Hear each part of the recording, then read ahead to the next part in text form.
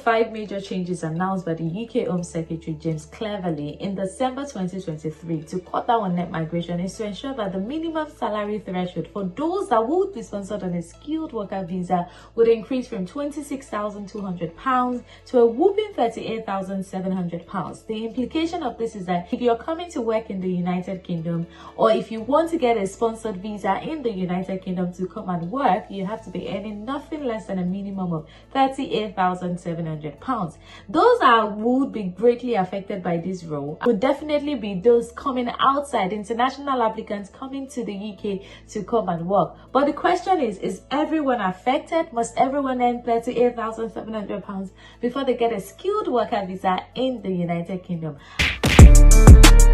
Hi guys, my name is Yeti, and on today's episode of Yettysplash, I'm going to be sharing with you people that are not affected by the £38,700 increment threshold. So meaning that if you're coming to work in the UK on a skilled worker visa, you might not necessarily earn 38,000. And if you're looking to get a tier 2 visa, which is also known as skilled worker visa in the United Kingdom, some categories of person, even though they're not earning up to 38,700, they will still be eligible to be sponsored by a UK employer to remain in the UK on a skilled worker visa. Hi guys, my name is Yeti, and if you're new here on this channel, I share information about living abroad, relocating, and most importantly, giving you back-to-back updates about everything UK. So if you're looking at going to other countries as well, I'm going to be making videos exploring other cheaper alternatives. Just check my content, ensure that you stay here, you like, you subscribe, so that every time I post, you get to see it first. And always remember to click on the bell icon to turn on your post notification, okay? So guys, on today's episode, we're definitely looking at the 38,700 rules, those that would be affected, and categories of people that are not even going to be affected at all. So stay with me and do not go anywhere. So on the 4th of February, guys, the UK government announced that the minimum salary to be sponsored for a skilled worker visa would increase, with the baseline minimum rising from 26,200 to 38,700. Okay, so meaning if you want to be sponsored in the UK, your employer must be willing to pay you that amount. But however, they left an exception in this publication by the House of Commons Library, by the UK Parliament. They sort of explained those that would not be affected by these rules, and that is what I'm going to be exploring in today's video. So moving on, let's go further. They said, but not for health and care worker visa. For health and care worker, the salary requirement still remains. You usually need to be paid at least £26,200 per year, or £10.75 per hour, whichever is higher. If the going rate for your job is higher than both of these, you usually need to be paid at least the going rate. So what they are trying to say is that if you're on an health and care visa, the salary still remains 26,200. So you're not affected. You don't need in fact, no care company is going to pay carers 38,700. They already know this. That is why they exempted carers from earning 38,700 before they can be on a skilled worker visa. So any carer watching this, if you even want to get jobs, maybe you're an overseas carer wanting to get a job in the UK, you don't need to earn 38,700. You can still earn the usual either 26,700 or at least £10.75 per hour to be able to come and work in the United Kingdom as a carer. Also guys, education workers on a national pay scale are not affected. So if you're an education worker and you're on a national pay scale, you're not affected. You do not need to earn £38,700 to be sponsored on a skilled worker in the United Kingdom. Okay, so let me give you an example of this. If your work code is 2312, further education teaching professionals in England, you're exempted. Further education teaching professionals Scotland, you're exempted. Further education teaching professionals Wales, you're exempted. Further education teaching professionals Northern Ireland, you're exempted. Secondary education teaching professionals, you're exempted. Primary and nursery education teaching professionals, you're exempted. Special needs education teaching professionals, you're exempted. So these categories of workers are all exempted from paying the £38,700. So if you fall under this category, you do not need to get a job of £38,700 to be sponsored on a skilled worker visa to work and remain in the United Kingdom. Okay, so guys, another categories of persons that won't be affected by this rule is those already in the skilled worker route. So if you're already in the UK on a skilled worker route, my dear, you're not affected. So if you're currently earning maybe £26,600, you're not affected by this rule, because obviously they've said the rule is forward thinking and not retrospective, meaning they're not going back in time. And even if you want to extend your visa or you want to switch visa in between, you're not affected. So let me read it out for you. It states that those already in the skilled worker route, an application made before the rules change will not be subject to the new 38,700 salary threshold when they change employment, extend or settle, according to the Minister for Legal Migration. Okay, so you guys are not affected at all. If you're already in the UK, then you're exempted from paying £38,700. Okay, guys, another category of people that will not be affected by the 38,700 rule is those that are classified as new entrants to the labor market. Now, I'm going to read this for you, but I also need to point out that there are 7 categories of people that are classified as new entrants to the labor market, and I'll be explaining that to you in detail. But let me first read this out. It states that in certain circumstances, people can be paid a little less than the usual minimum salary and still be sponsored for a skilled worker visa. This includes new entrants to the labor market, such as people aged under 26 and postdoctoral researchers. Okay, so now let us look at the category of people that have been classified as new entrants into the labor market. So I'm going to tell you the category now. Please bear in mind that all these people would not be affected by the 38,700 rules. So it states that a new entrant means a new entrant to the labor market. In other words, someone who is near the start of their career, meaning you're just starting your career, you just probably left school, you're just starting out fresh in life.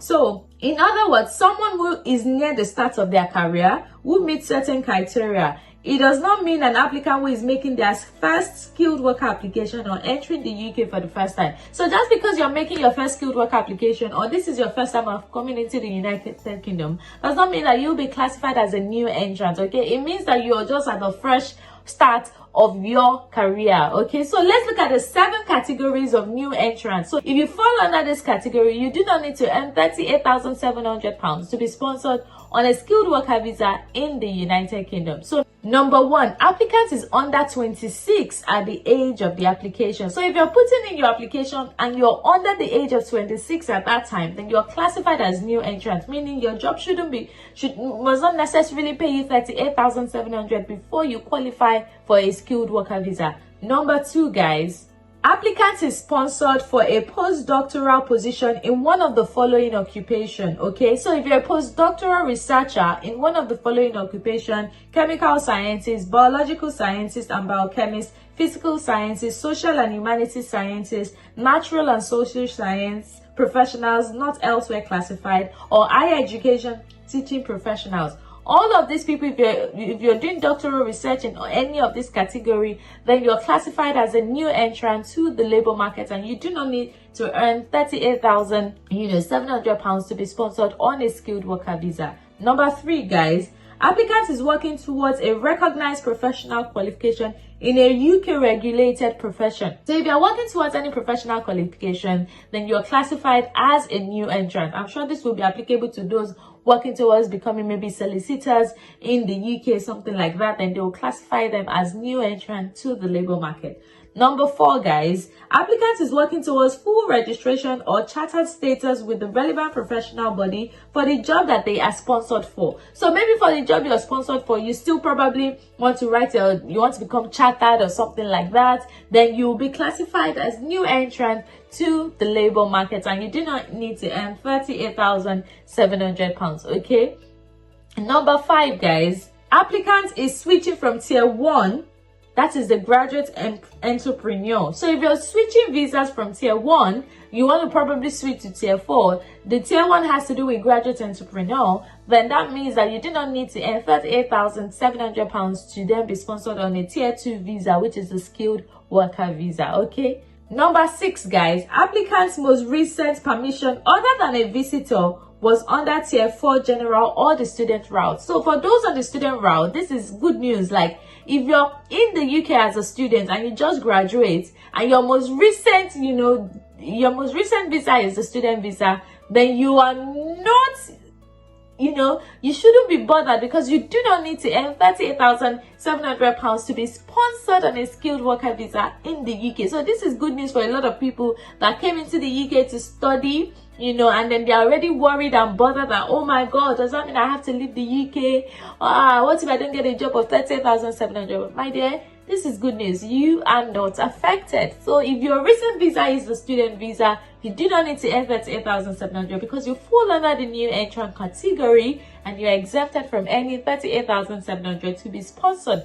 So let your employer know when they tell you that, oh, we can't pay you as high as 38. Tell them, don't worry, you can pay me whatever you want to pay me as long as it's not below 26,200, and I can work for you and I will still be eligible to be sponsored because I am a new entrant to the labor market. Okay, so guys, it states that the permission must either be current or have expired less than 2 years before the date of application. Imagine. So that does not mean that if either you're currently on a student visa, maybe you're about to finish, or your permission should at least have expired less than 2 years to the date of your application. So if you're applying less than 2 years to the date of your application that you've stopped being a student, then you can still apply and still be categorized as new entrant. So it means that you don't have to even apply fresh up 2 years after, or less than 2 years, maybe a year later after you've left the student visa, you're still classified or categorized as a new entrant to the labor market.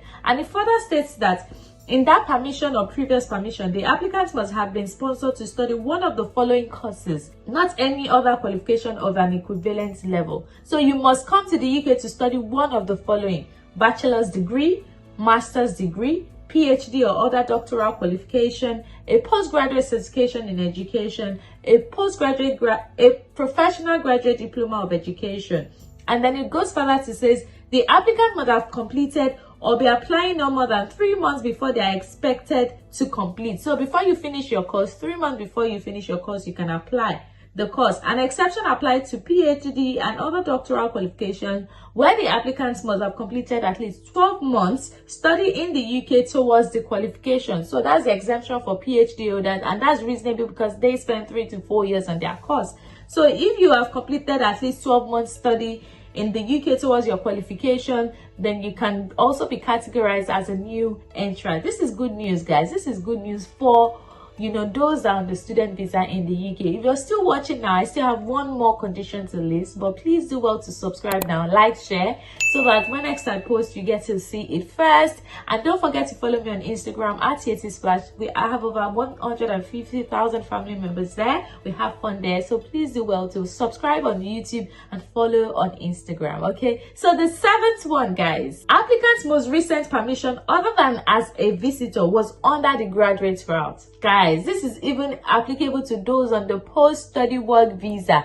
This is amazing. So if you're on a post-study work visa, which is also known as the graduate route, you qualify as a new entrant into the labor market. Okay, let me read this. It says that the permission must either be current or have expired less than 2 years before the date of application. So let's say you're in the UK and then you leave. Maybe you just recently graduate.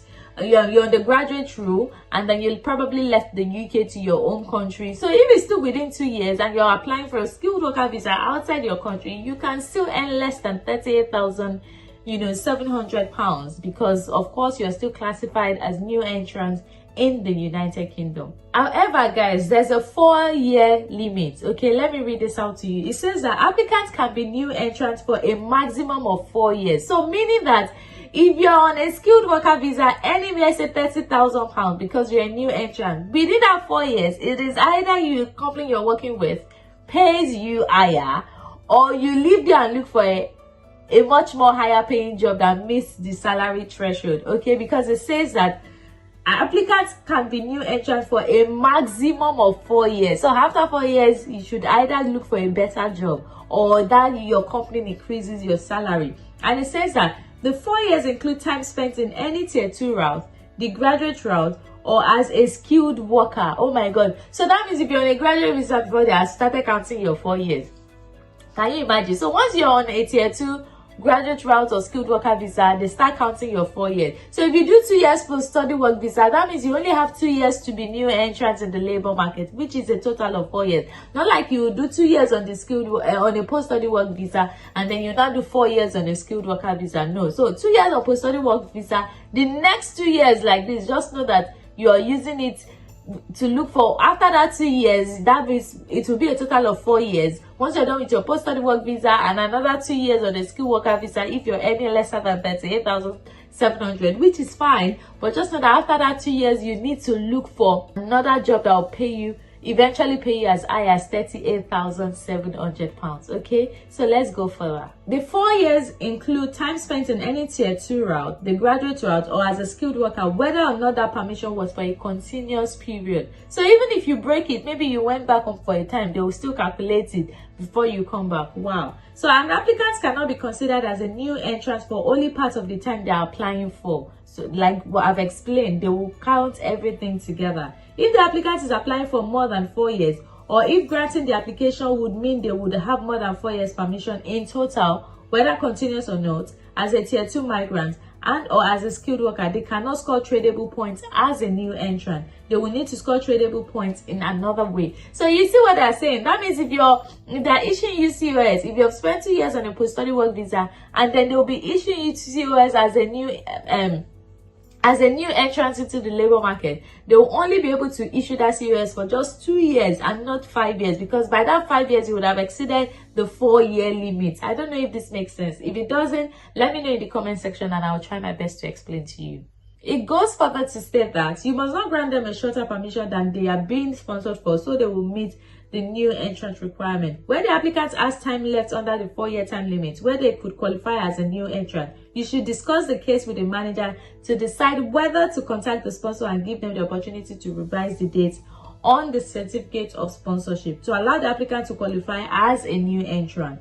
Where the sponsor agrees, the immigration skill charge and immigration health charge may need to be recalculated. You must not grant the applicant a shorter permission than they are being sponsored for, so they will meet the new entrant requirements without the sponsor's agreement. Do you see what they're saying? I think that part relates to case workers, right? Meaning that if you're checking someone's application and you saw that, oh, let's say I'm a student in the UK, I came into the UK 2022 on a student visa and I finished my study 2024. From that 2024, I switched to a post-study work visa.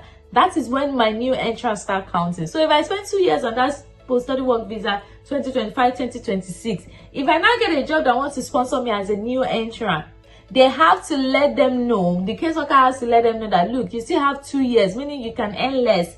But if that job issued me COS for like 4 years, they might not be able to grant me that 4 years because I only have 2 years left as a new entrant in the UK. So I only have 2 years to be earning less than 38,700. After that 2 years, it will be a total of 4 years, meaning I cannot earn less than 38,700 in the UK again. I would either look for another employer, or my current employer would have to find a way to increase my salary so that I'll be able to remain in the United Kingdom. Anyways, guys, I hope I've been able to clarify this, that it is not everyone that is affected by the 38,700 rule. Some people are exempted, and I hope I've been able to explain the categories of people that are also classified as new entrant. Don't forget to like, share, subscribe, and keep following Yettysplash for more. Read my caption for more information on how to contact me, and stay blessed. Bye, guys.